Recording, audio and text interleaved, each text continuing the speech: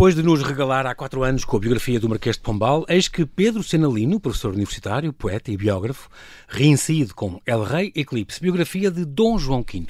São quase 700 páginas de assombro em que ficamos a conhecer melhor a vida cheia de surpresas, afinal, deste rei sol português, homem curioso, brilhante, excêntrico e devoto, que construiu à época a maior e melhor biblioteca da Europa, idealizou o maior palácio, um T1200, com um corredor de 230 metros onde a corte se passeava, fundou a primeira academia portuguesa que financiava bolsas de estudo e investigação, amigo do luxo e de pompa barroca, era louco por freiras, tomava drogas para a potência sexual, mas não perdia, mesmo quando doente, acamado, um auto de fé da Inquisição.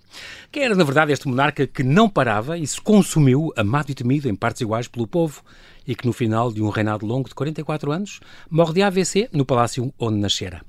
A palavra ao magnânimo Pedro Senalino. Olá, Pedro.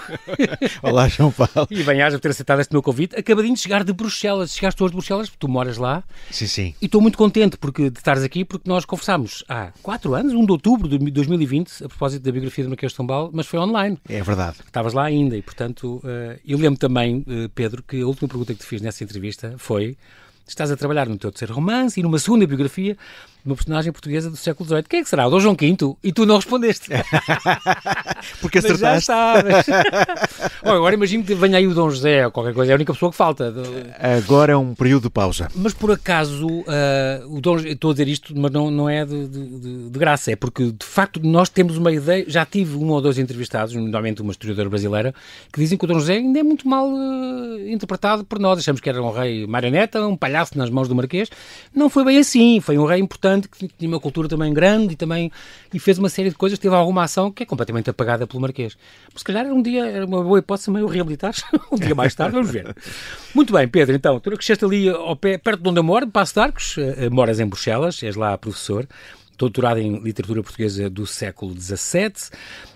Tu fizeste uma tese, não me engano, sobre estas cartas desta Feliciana de Milano. Quem era esta mulher? Era apesar do nome, era uma portuguesa, uma bastarda da Casa Real de Aragão e que era muito conhecida à época.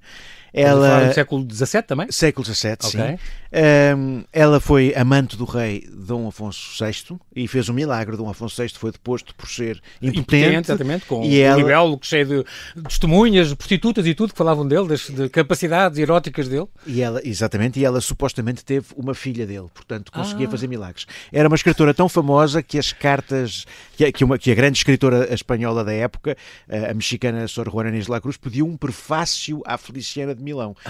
Se pensarmos que isto não eram livros, eram cartas que circulavam entre os conventos através do Atlântico para a Espanha, temos a ideia da dimensão desta figura. Mas era alguém com uma pena extremamente aguçada e que tinha uma opinião muito diferente, era uma comentadora política também, porque depois comentou a deposição do Dom Afonso VI, mas as cartas são muito pelo irmão, não é? Exatamente. O conluio com a mulher. Exatamente. Foi a partir daí, essa foi a minha primeira paixão, portanto eu costumo dizer que me apaixonei por uma freira morta, e foi a partir daí que se abriu toda esta ligação entre a história e a literatura. É a diferença entre ti e o Dom João V, não é? É verdade. ele preferia as freiráticas, preferia. Exatamente. Então, mas porquê que nós não conhecemos as cartas da Dona Feliciana? Porquê que não transformas um dia essa tua tese numa obra para ficarmos a conhecer mais esta figura, afinal portuguesa e com uma vida, pelos vistos, curiosa, uma pena aguçada? Sim, é interessante conhecer. Ela foi muito famosa no final do século XIX, princípio do século XX. O Júlio Dantas, muita gente nessa altura, esta história fazia muito. Sim, cito na frase. Havia uma espécie de romance à volta dela, mas de facto ela é muito pouco conhecida. A dificuldade aqui é que aquelas cartas são cheias de referências temporais. Estão muito datadas. Estão datadas e têm um estilo muito marcado à época e têm 3 ou 4 níveis de.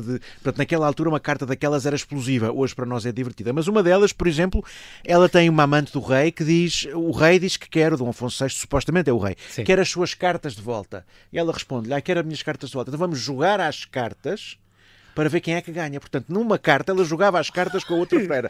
Incrível. Que mulher. Tu, a propósito de cartas, ainda escreves cartas? Sim. É uma coisa que tu gostas de fazer à mão? À mão. Agora tenho um grande amigo que fez 40 anos e eu mando uma carta, portanto faço isso. Nos momentos importantes da vida das pessoas que eu gosto, mando cartas. Sim. E estás a trabalhar no teu terceiro romance? É verdade. Quando dizes romance, é já no 333? É assim uma... É um romance. Ficção pura? neste caso há muitas coisas históricas e os espaços em branco são ocupados pela ficção. Portanto, o que eu não faço nas biografias, tudo o que está aqui é 100% factual, não é? É uma biografia, dentro da coleção do Espírito, esta coleção de biografias, não é? Falámos em Freiras Mortas, que é uma das suas paixões, está bem? E também gatos, neve, poemas largos, vinhas velhas e florestas orquestrais. O que é que são florestas orquestrais? Gosto muito de música sinfónica, mas aquela sensação quando de repente tens um som orquestral muito, muito potente, como em Beethoven, ou em Brahms, ou em Bruckner, ou em Mahler, e de repente tu sentes que estás numa grande floresta. Um grande maestro. O Bruno Walter dizia que uma pessoa que nunca andou numa floresta alemã não sabe perceber quem era Beethoven ou Brahms. E de facto, andando numa floresta, nós percebemos que aquelas pessoas, aqueles grandes compositores, pensavam nas orquestras como uma floresta. Esticaste um bocadinho agora nesta biografia do Dom João V, El Rei Eclipse. O teu de quase nada a quase rei sobre o Marquês de Pombal tinha 600 páginas. Depois tiveste 3 anos a trabalhar neste, acho que foram uns 4, pelo menos. Para o Marquês de Pombal viajaste, além de em Portugal, Inglaterra e pela Áustria. Também é muito baseada também nas cartas, é engraçado. Tu depois tive uma convidada em julho passado, a Ana Cristina Silva, que é doutorada em Psicologia e é professora no ISPA, e que também fez uma biografia, El Rei Nosso Senhor Sebastião José, e define-o como um narcísio maligno, uma personalidade narcísica maligna, diz ela. Tu também dizias que ele tinha uma psique sedenta de vingança que triunfou ferindo, são palavras tuas.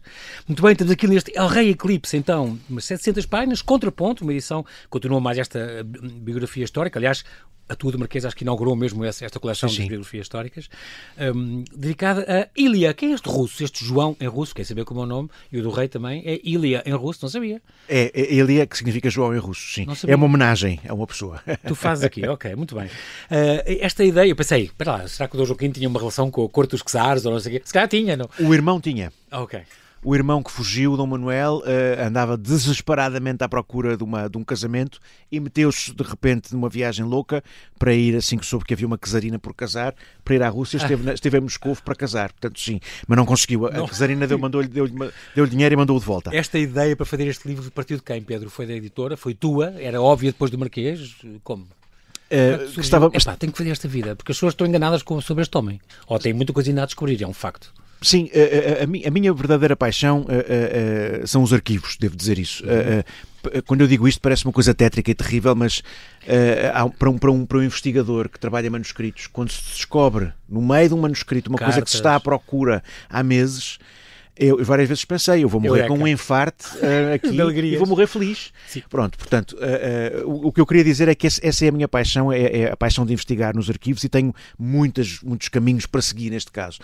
Mas em relação a esta biografia, a minha surpresa foi, ao trabalhar o Marquês de Pombal como embaixador do Dom João V, foi muito interessante perceber para mim que a imagem que se tinha do Dom João V e que a imagem que passava até na correspondência do Marquês de Pombal sobre o Dom João V era muito diferente. Dele e do Dom Luís da Cunha, o grande decano dos embaixadores, nós não temos nenhuma ideia. O Dom Luís da Cunha era uma figura de referência europeia, era considerado um dos embaixadores maiores de sempre, a quem todos os embaixadores residentes em Paris vinham pedir conselho.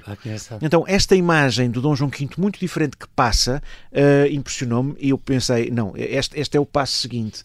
Eu tenho que perceber o que é que aconteceu para trás, sim. E agora, à distância, se eu refizesse a biografia do Marquês de Pombal, agora vejo que há tantos pontos de contacto, e é quase às vezes, no final da biografia pensava quase, não quis escrever isto num livro, mas penso muitas vezes, o Marquês de Pombal quase queria agradar ao pai, ou seja, ao pai, não o pai dele, o pai é Dom João V. O Marquês de Pombal quase continua como embaixador em Londres, na altura do... Exatamente, quase que a sua missão foi continuar o que o Dom João V começou em muitos aspectos, quase como se quisesse agradar ao pai que não foi pai dele. Engraçado. 4 anos de trabalho, uma grande pesquisa. Há aqui uma coisa que é este título. O Rei Sol, eu sei que tu queres desmontar, queres negar um bocadinho a ideia que o Dom João V é o Rei Sol português. Ele, de facto, admirava o Luís XIV e morreu, aliás, ele mandou-lhe uma embaixada, nas vésperas quase ele morrer, mas não o queria copiar, ou queria copiar. Admirava-o, mas não necessariamente uma emulação de tudo o que o outro fazia.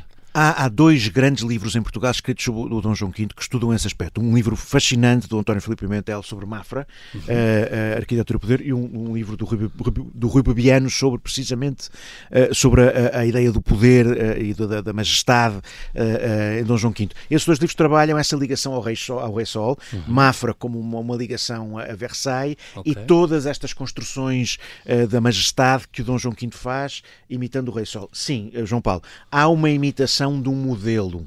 E há uma imitação de um modelo francês, ou seja, ele vai comprar a roupa a Paris, ele vai comprar as perucas a Paris. Até porque em Lisboa eram, como dizia o embaixador, dizia, não sei porque é que eles vão comprar a Paris, é porque cá até são mais baratas, são melhores de qualidade, mas o rei fazia questão de ser a moda francesa e estava à moda, não é? Exatamente. Já Paris na altura, há 200 anos? Sim. A citação era, nem que fossem de tostão, ele queria comprar as outras, que eram mais caras. Mas aí há, ao mesmo tempo, uma coisa muito interessante, porque politicamente, eu li a correspondência dos diplomatas franceses em Portugal, ele não dava uma abertura aos franceses. Ou seja, copiava o modelo, mas se houve um povo a quem ele não deu qualquer tipo de abertura, foi aos franceses. Houve imensos enviados franceses que procuraram estabelecer relações comerciais, que queriam privilégios com o Brasil, ele não permitiu, ele não confiou nos acordos, não confiava, não queria nunca avançar numa relação política mais próxima, claro, porque tinha a proximidade com a Inglaterra, e aí é uma desconfiança que vem da mãe. Para mim, uma das revelações para mim foi a descoberta da mãe. Sabemos pouco. Há uma ótima biografia também escrita por Isabel e Paulo Drummond Braga, mas é uma figura que temos trabalhado pouco, porque é uma princesa alemã que vem para Portugal salvar a monarquia nesse sentido, porque o Dom Pedro só tinha uma filha e não havia mais descendentes, a dinastia. Estou a falar do Dom Pedro II, portanto, aquele que foi rei, conseguiu pôr o irmão, o Afonso VI, graças àquele complô da Maria Francisca de Saboia, e depois ele casou então com a Maria Sofia Isabel de Neumburgo. Ela, aliás, portanto, o Dom João V é filho da segunda mulher do Dom Pedro II. Portanto, exatamente. Esta Maria Sofia, esta princesa alemã. Exatamente. O tal que era quase uma santa viva, que tu dizes aqui, ao passo que o pai, o Dom Pedro II, entretinha-se a perseguir criadas e a fazer pegas de touros, como tu dizes. O filho herdou algumas coisas estas. Sem dúvida, sem dúvida. Mas a mãe era quase uma santa que vem então da Alemanha, esta segunda mulher do Dom Pedro II, que de facto... E é engraçado que tu falas disso até na troca das princesas, por exemplo. Havia uma coisa, era o que eram os negócios, e outra coisa era, e as coisas políticas, e outra coisa era quando era preciso fazer compras, quando era preciso, não tinha nada a ver, porque nós estávamos aliados aos do Norte e aos ingleses. A França e a Espanha era outro mundo à parte, mas, no entanto, quando era preciso haver estas ligações, haviam. Por cima, negócios era outra questão. Sim. Amigos, negócios à parte, a gente diria. Sem dúvida nenhuma. É incrível. Isso. Mas para a mãe do Dom João V... Não conseguia separar isso. Sim, mas para a mãe do Dom João V isso foi uma coisa terrível. Ela chega a Portugal e imediatamente no ano seguinte o Luís XIV destrói, invade e destrói os territórios do pai. Eles destruíram a cidade onde ela vivia, foi destruída, arrasada. Heidelberg foi arrasada até ao chão. E quer dizer, para uma mulher que cresce e que educa o filho como um príncipe europeu, chega a escrever ao Dom Pedro, ao marido, e dizer: se não me dás aquilo, se não me reconheces como tua mulher e não me dás a oportunidade de eu ser rainha de Portugal, eu pego no meu filho e vou educá-la a Madrid, onde estava uma irmã, ou onde está o meu pai. Incrível. E educa-o como um príncipe centro-europeu. Isto para mim era o puzzle que faltava. Não só essa carta revela isso, mas depois toda a correspondência francesa, que é muito negativa em relação às nossas rainhas, muito, quer à mãe do Dom João V, quer à mulher Habsburgo do Dom João V, porque acham que elas tinham uma interferência extremamente grande. Ora, esse ponto vai mostrar como ela o educou diretamente, como ela tinha uma relação próxima. Em França isso não acontecia? As mulheres dos reis não tinham influência nenhuma, ou quase nenhuma, ou não era bem vista? Temos que pensar em que momento, mas neste momento temos que ver que nesta altura o Luís XIV já está, a sua mulher, a Madame Manto, não tem uma influência não tão direta, é a segunda mulher, e o Luís XIV casou com uma princesa polaca que, enfim, era uma mulher para ter filhos, portanto não tinha grande relevância. Parideira oficial. Mas o Luís XIV sabia a importância de ter uma rainha em Portugal que fosse gerir de acordo com os seus interesses, porque tinha casado o Dom Afonso VI e depois o Dom Pedro com a outra rainha, portanto ter uma mulher que pensava pela sua cabeça e que era um pouco contra isto era difícil. E o Dom João V foi muito educado, penso eu, nisto, no horror de ter uma mãe que sabe que a família tem todos os seus palácios destruídos, que os franceses estão a atacar tudo, a mandar os aldeões alemães, ir para as cidades, destruir as próprias cidades, e que está aqui completamente impotente e que não pode fazer coisa nenhuma. Incrível, terá porque deixado. falaste muito destas cartas e tu baseaste muito nessas cartas, quer nas cartas pessoais do rei, que tu leste, a correspondência diplomática portuguesa, francesa e papal. Eu estou-me a lembrar que há um anúncio que diz mesmo encontrei um príncipe muito bem preparado, ele sabe de cor os dossiês todos. É impressionante, estudava muito e estava muito a par das coisas. Tudo. Era um homem curioso, interessado. Sim, nos arquivos Preparado do Vaticano. Exatamente, nos arquivos do Aliás, Vaticano. ele governou 44 anos, caramba, não? E o dos 14, 70, quer dizer, são pessoas que tinham que ser preparadas, não é? Sim, não há muito em Portugal, sobretudo depois da restauração, não há muito esta ideia da preparação do príncipe. E, portanto, e havia muito a ideia de quem é que eu tinha preparado. Ele não teve uma preparação completa. Agora, a ideia é que a mãe, porque isso vem em algumas fontes portuguesas, mas depois as fontes papais e as fontes francesas vêm confirmar, a mãe educou-o até aos 10 anos e, sobretudo, passou-lhe a consciência de que ele ia ser rei. Ele ficou órfão aos 10 anos da mãe. Exatamente, e deu-lhe um orgulho, e claro, e aí também preciso perceber isso. As opções que ele tomou logo no primeiro ano de reinado são coisas que a mãe já tinha decidido. Ele tinha 17 anos, ou não foi? Mas ele também tinha esta tutora que era a avó Catarina. A tia-avó Catarina. A tia-avó Catarina, que era a do Carlos II, portanto a filha de Dom João IV, estamos a falar da Catarina que foi para a Inglaterra. Exatamente. Essa terá sido uma dor muito grande, porque das cartas que encontrei em Londres da Dona Catarina, a ideia algumas já quando ela está em Portugal, beijinhos ao meu João, ela que não teve filhos e que era tão próxima da cunhada, eu imagino que terá havido com o sobrinho uma relação próxima. E mais, substituto. Sim, ela foi regente à descrição quando o arquiduque de Carlos está aqui, o candidato ao trono de Espanha, os dois recebem-na. Portanto, ela tinha um pouco a noção de que tinha que preparar o sobrinho, mas também morreu relativamente cedo. Portanto, de onde é que vem esta consciência do que é que ele tem que fazer e de onde é que vem o primeiro ano de reinado com balizas tão definidas do que a mãe já tinha pensado? Numa altura complicada, porque ele em plena Guerra da Sucessão, estamos a falar de uma altura complicada. A Guerra da Sucessão era entre reinos do Norte, mas entrou pelo nosso território. Houve praças, como tu contas, em praças no Alentejo que foram tomadas. O povo vivia na penúria, os soldados não eram pagos e muitas vezes ele fartou-se de ouvir, e eu recebia os súbditos todas as semanas, 2 vezes por semana, pelo menos, como tu contas aqui. O povo protestava muito, os soldados também. Não era uma altura fácil. Ele era, para nós é sempre visto, Pedro, como o homem do ouro, que recebia toneladas de ouro desde que nasceu, que as toneladas de ouro iam chegando a todos os anos e ia esbanjando, e tinha uns ataques místicos e acabou e pouco mais. Mas ele tinha muitas coisas em braços. Logo que subiu ao poder, era uma altura complicada para Portugal. Sim, os primeiros anos de reinado foram de uma instabilidade permanente, porque tratava-se da Guerra de Sucessão de Espanha. Hoje em dia, para quem nos está a ouvir, parece uma coisa distante, mas, quer dizer, era entre os reinos que agora chamamos Espanha, mas eram Castela, Aragão, Valência, etc. E Nápoles. Morrendo o último Carlos Habsburgo, a ideia é que ficassem para o Filipe Neto do Luís XIV, ou então para o primo Habsburgo Carlos de Habsburgo de Viena. E, portanto, nós fizemos uma aliança, ainda com Dom Pedro, pondo-nos ao lado dos Habsburgo. Portanto, uma aliança que era, por um lado, natural. Nós estávamos com os holandeses e com os ingleses, a nossa ligação com os ingleses era natural, mas eles eram protestantes.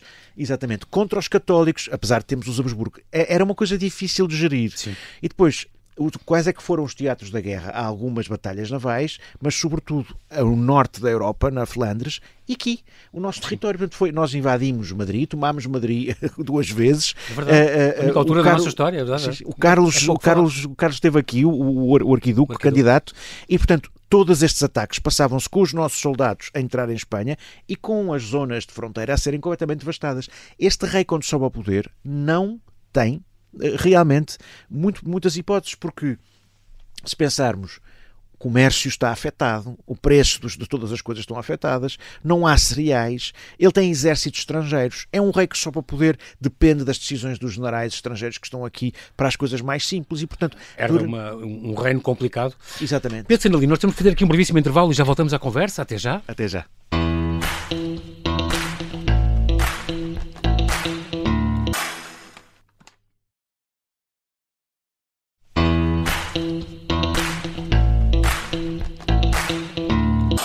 Estamos a conversar com o Pedro Senalino, que nos traz este professor de português em Gand, na Bélgica, também é biógrafo, também é poeta, e que nos traz esta biografia, depois da biografia do Marquês de Pombal, saída há 4 anos, traz-nos agora El Rei Eclipse, a biografia de Dom João V, uma edição da Contraponto. Estamos a falar de Dom João V e deste reino complicado, numa situação complicada que ele herda.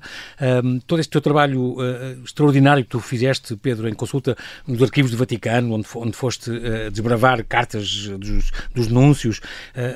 Há muitas cartas também, muito espólio perdido com estes 2 incêndios que houve no Palácio de Dom João V e depois com o terremoto. Muitos documentos foram destruídos.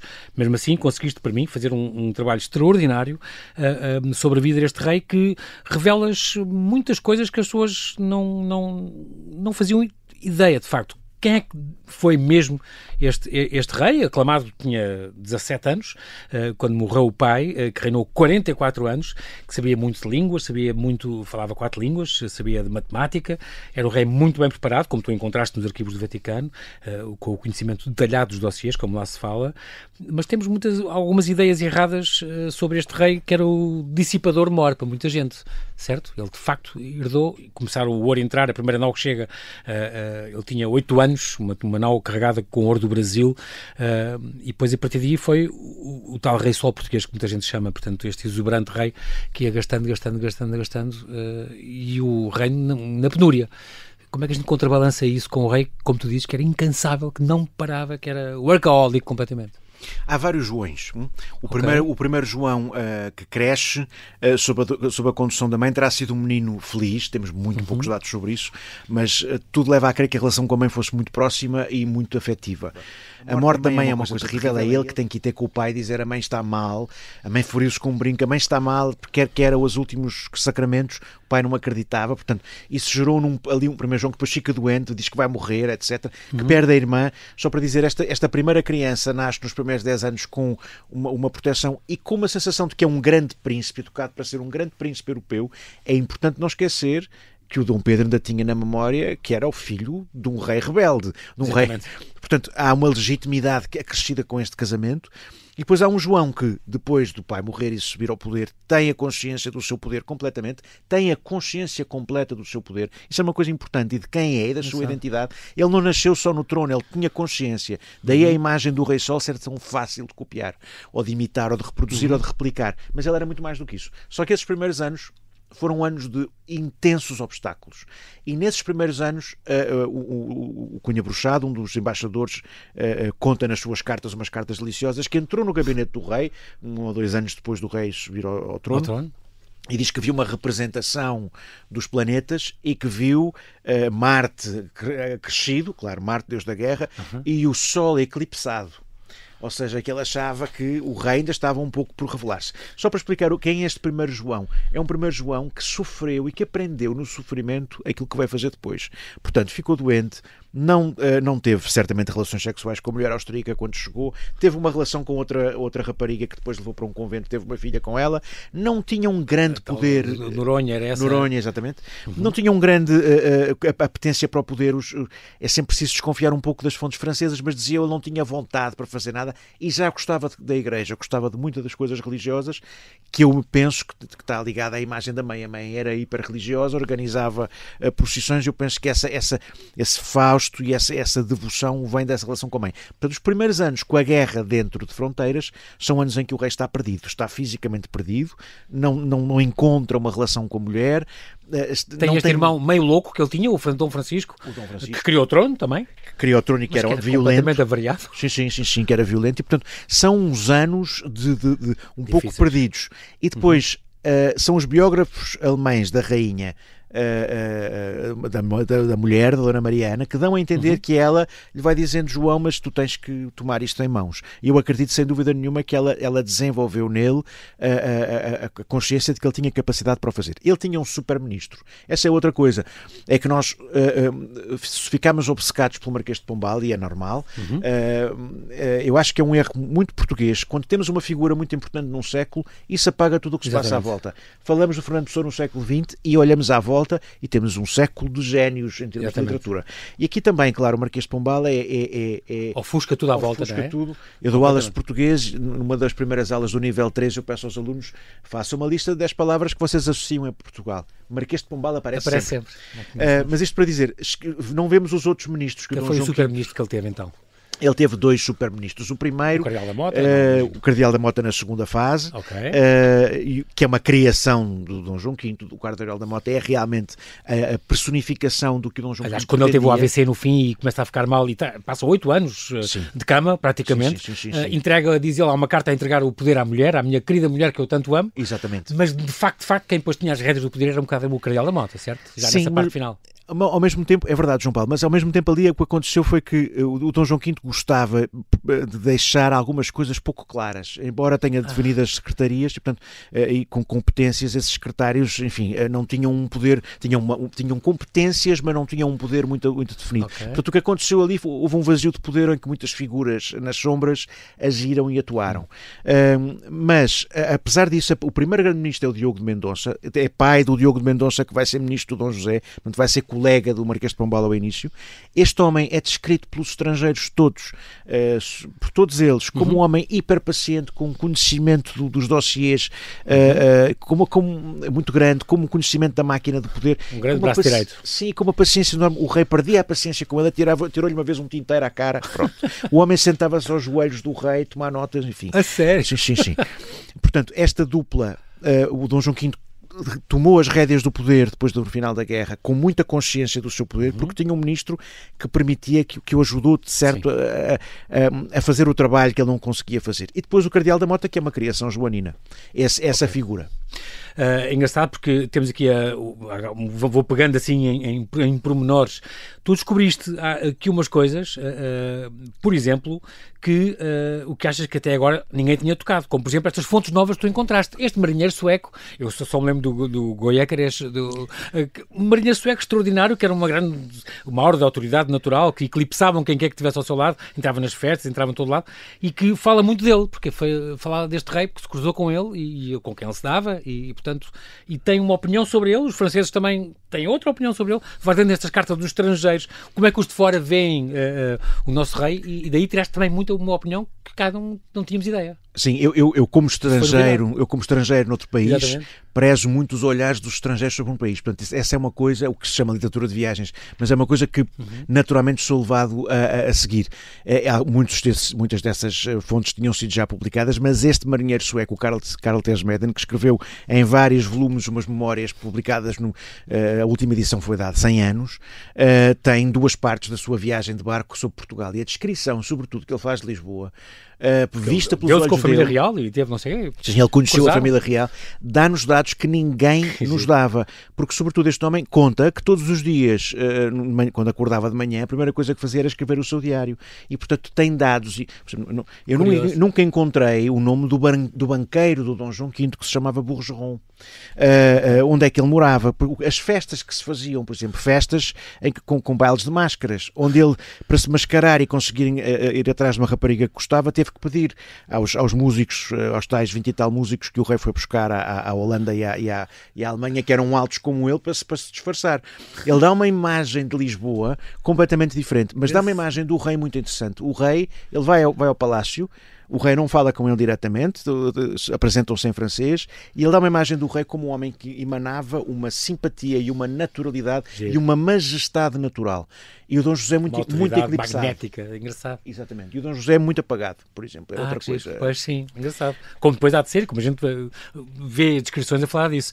Outra coisa, eu estou a lembrar de um facto que também contas aqui, do próprio Dom João V, mandar o embaixador francês de castigo para casa durante 2 horas, porque não se levantou uma vez que entrou a rainha, a Dona Mariana. Tu vais para casa.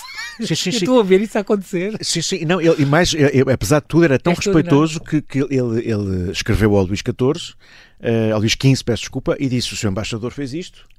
E o outro compreendeu e até aceitou esse castigo. O outro compreendeu e disse: sim, senhor, eu faço o que entender. Pronto, e ele mandou-o para casa como um menino mal comportado. É preciso dizer que se o Dom João V teve bad press, a mulher dele teve muito má opinião, tinha muito má opinião, sobretudo da parte dos franceses. Temia-se muito, e os espanhóis, temia-se muito a rainha de Espanha, temia muito a influência da rainha Habsburgo. É preciso pensar que era a mais importante família europeia com os Bourbon, e temia-se muito que o peso dela em Portugal, sobretudo com o rei doente, pudesse voltar ao equilíbrio europeu. Portanto, sobretudo em Espanha, a rainha Farnésio tinha muito temor. E havia em França uma imagem muito negativa passada sobre a rainha portuguesa, que era, na verdade, outra santa, não é? Que soube encontrar um lugar dentro da corte, encontrar um apoio para o marido e ajudou também a criar a cultura da corte. Há uma investigadora italiana, Giuseppina Raggi, que tem estudado a importância da Dona Mariana na vida cultural portuguesa e, sobretudo, ao trazer a ópera e algumas coisas na corte, e é realmente muito relevante aquilo que ela faz em termos culturais na corte portuguesa. O casamento dele foi aos 20 anos, com esta prima, a Dona Mariana de Áustria, arquiduquesa austríaca, não é? Irmã de Carlos VI, seu aliado na Guerra da Sucessão. Tiveram 6 filhos, o mais velho Dom José, mas também Dona Bárbara, que acabou por ser depois a rainha de Espanha, e Dom Pedro III, que foi marido depois de Dona Maria I. Aliás, o Dom João V é avô da primeira rainha em nome próprio do nosso reino. Era um amante fogoso como o pai. O pai entretinha-se a perseguir criadas e fazer pegas, já falámos disso, pegas de touros, e ele, há a descrição das drogas que ele tomava para fortalecer a sua potência sexual, e se não me engano por causa da Petronilha Trabó Basili, esta cantora de ópera que fala deste afrodisíaco, esta essência de âmbar que se comprava em boticários e que o rei tomava. E é engraçado que ele separava estas coisas. Isso é com o homem, isso é comigo, não é com o amigo que mora no Terreiro do Paço, não é com o rei. Ele separava um bocadinho as coisas, mas era realmente freirático. Ele tinha além da Dona Filipa de Noronha, que falámos aqui, tinha estas amantes, sobretudo, que ele ia buscar como a Madre Paula, não é? Que depois acabou por... Mas eram também umas freiras especiais, que iam cheios de privilégios para os conventos, e ele ia melhorando o quartel até lhe fazer onde é o atual Museu da Cidade, se não me engano, foi o palácio que ele construiu para ela. Essa questão dos freiráticos é muito interessante, interessou muito na minha tese, e aqui há um outro aspecto. Eu tenho uma antologia pronta para sair sobre os freiráticos.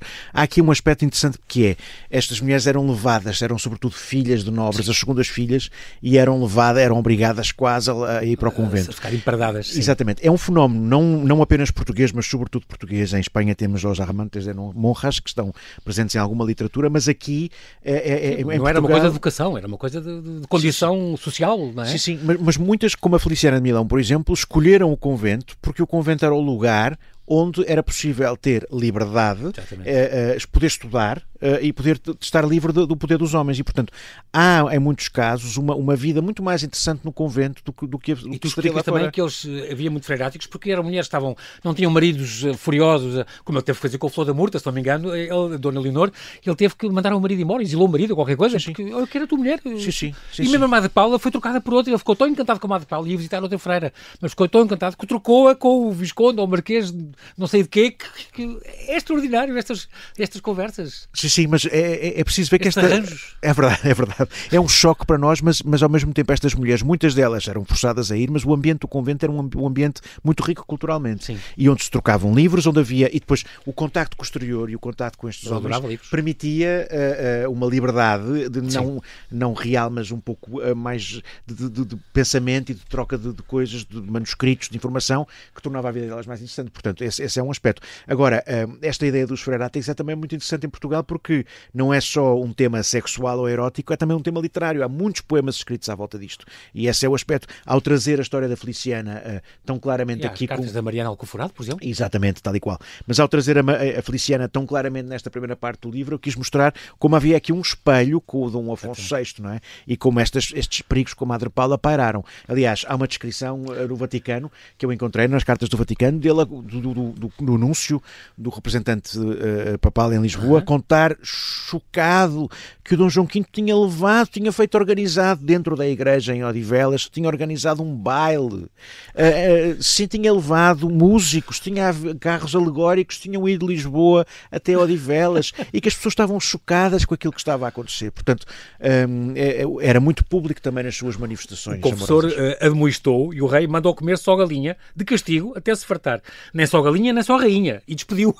É extraordinário. E acho que a mulher dele também dizia a Mariana, olha, uma ou duas amantes eu ainda compreendo e aceito. Agora, 4 ou 5 ou 6 é que já é um bocadinho demais. Para a Dona Mariana, a situação terá sido muito complicada. Ela tinha um irmão que amava muito, além do Carlos, que morreu precisamente por ser um playboy. Morreu e que deixou uma situação complicada.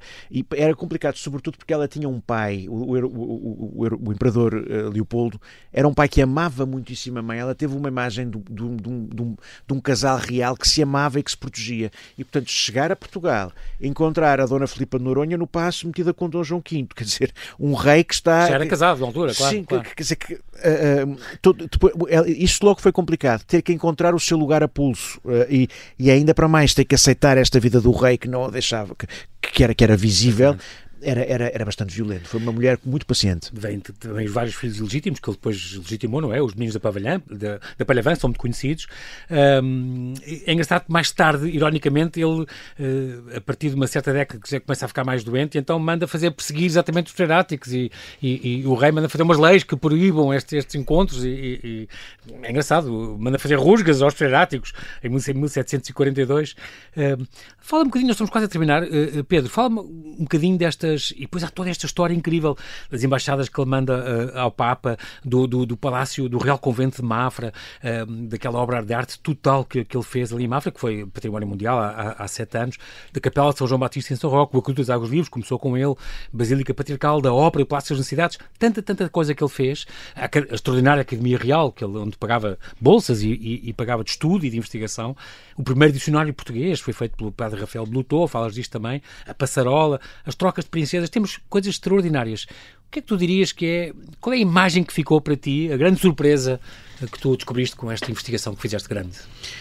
3 coisas então, muito rapidamente. A primeira, um rei que nasceu para o cargo, que os seus menores apoiantes, como os franceses dizem, não há ninguém mais preparado para ser rei. Para mim isso é uma revelação. Que apesar dos seus pecados pessoais tinha a consciência de que tinha o poder e tinha que o gerir, não numa primeira fase, numa segunda fase, e essa ideia de um rei preparado para o que estava a fazer, com um conhecimento detalhadíssimo de cada aspecto. As cartas com os seus, dos dossiês são impressionantes. As cartas são muito giras, porque, por exemplo, com o Cardeal da Mota, o Cardeal mandava-lhe uma carta e ele depois mandava a carta ao Cardeal ao lado com os comentários. E com conhecimento preciso. E a assistir aos exames, por exemplo, das figuras ligadas à burocracia que faziam os seus exames de direito. Ele conhecia as pessoas, ele sabia quem nomear. Portanto, não é um rei... conversador, diz que era um belíssimo conversador. Sim, mas ele conhecia os seus funcionários, ele sabia quem é que ia nomear. É como hoje em dia, para os nossos ouvintes terem uma ideia, é como se um primeiro-ministro só tivesse ido ouvir as provas, por exemplo, de alguém que vai ser juiz. Ou um juiz. Portanto, ele tem essa noção de quem são as pessoas que têm à sua volta. Esse é um aspecto revelador para mim. E ele dedicou-se a trabalhar sem parar, nesse sentido. Numa certa fase na vida. Mas outros aspectos que tenham impressionado muito. Outro aspecto para mim surpreendente é ele concebeu o reino de cima para baixo. Ou seja, olhamos para Mafra, podemos não gostar, etc., mas a ideia dele foi, eu tenho que começar esta sociedade por cima. E isto também tem uma certa ideia da ideia de representação de Deus e do poder que vem de Deus. Mafra é um modelo da sociedade que ele quer. O António Filipe Mentel diz isto no seu livro. A patriarcal, que era a grande igreja do palácio que ele tornou-se, era dali, de cima para baixo. Todos os investimentos culturais. Ele queria mudar o país da cultura para cima, para depois isso influenciar para baixo. Faltavam bases para isso acontecer. Terceira coisa mais impressionante, a noção para mim de que este era um homem com uma profunda consciência do que era o poder real, era torturado muitas vezes pela sua consciência ou pelas crises do seu poder e pela crises místicas que tinha, refugiava-se, mas era um homem ao mesmo tempo que tinha a consciência de que tinha que administrar a justiça e que era responsável pelo seu poder. A longa doença é a doença de um homem que se gastou a servir, sem dúvidas. Impressionante, tu dizes isso, ele consumiu-se a trabalhar também, é engraçado. Acabou depois por morrer em 1750, ele tinha 60 anos, foi sangrado várias várias vezes, ele pediu para não ser mais sangrado, com sanguessugas, tirava o sangue, é extraordinário. E que este AVC, que pelo menos um, tu dizes, pelo menos um, que apareceu logo em 12 de maio de 1742 e que, portanto, deixou-o paralisado do lado esquerdo, com a boca à banda e tal, e teve assim 8 anos, grande parte deles também acamado, 8 anos acamado, até morrer. Muito bem, entretanto o Sebastião José já era embaixador em Londres, a seguir vem então a tua biografia do Sebastião José, que saiu antes, e temos de facto muitas ideias novas que dá esta biografia. Quero dar os parabéns desde já, Pedro Senalino, um trabalho insano que tu tiveste aqui com este El Rei Eclipse, esta biografia de Dom João V, saída pela Contraponto. Ficamos à espera de uma nova, agora sei que estás numa pausa, espero que não dure muito, dou-te uma semana ou duas, para voltares, por favor, a escrever mais uma grande vida e ensinar-nos tantos aspectos que nós ainda não conhecemos da nossa história e das nossas grandes figuras. Muito obrigado por teres vindo. Obrigado, João Paulo. Obrigado.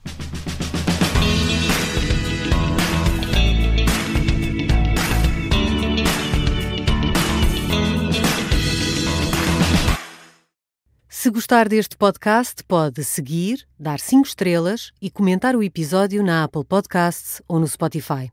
Pode também subscrever e gostar no YouTube. Assim recebe uma notificação sempre que houver um novo episódio.